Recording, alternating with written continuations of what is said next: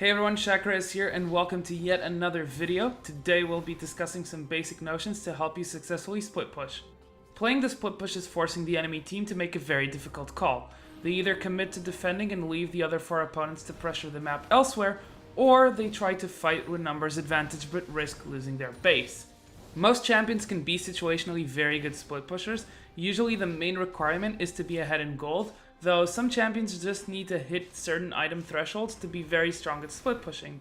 Today I'll be focusing on split pushing as a top laner, however some of these points can be applied to any role who wants to split push. Number 1. Establishing vision. Establishing vision is probably the most important point to create a good split push. As a split pusher, you'll be deep in the enemy side of the map, so you'll need to see them coming in order to react, especially when they send more than one member. Assuming you're still split pushing on top lane, the best warding locations to warn you of incoming danger are these when playing red side,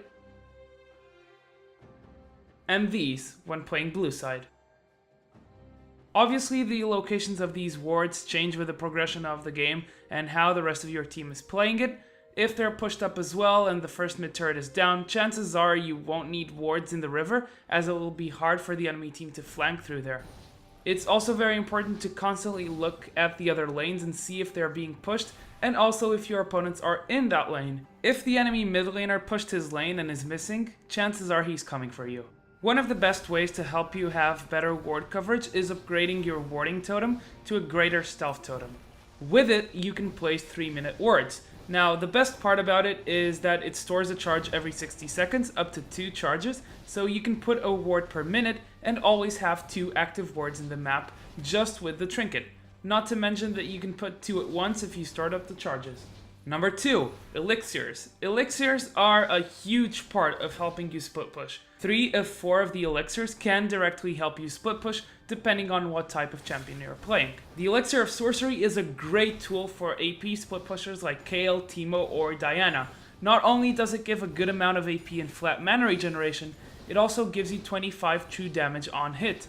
This has an internal cooldown versus champions, but when sieging turrets it applies 25 true damage every hit, making your AP champion a very strong split pusher.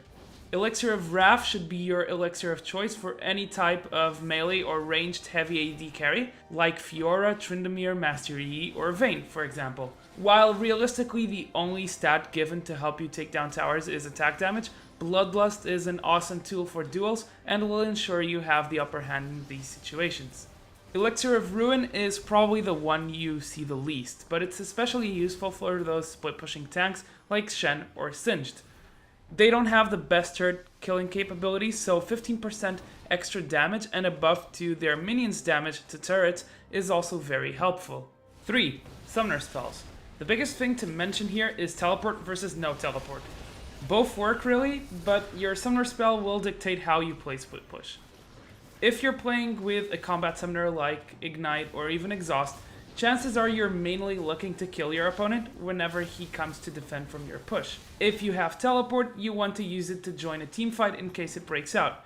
Having teleport generally means you can put pressure and still be available to help your team in a fight. Having teleport also gives you a choice. In some situations, you might just be better off split pushing instead of team fighting. Teleport can also be used as an escape tool, as you can teleport back to one of your towers. Split pushing as a strategy can yield very positive results in solo queue, where the opposing team doesn't always coordinate well enough to respond to it. However, it may be somewhat hard to have your teammates understand and use it to their advantage. This goes doubly for joining your team with teleport. Above all, ensure you communicate well with your team when split pushing for optimal results. That's going to be all for today. I hope you guys enjoyed the video, and I'll see you guys in the Rift. Chakra is signing out.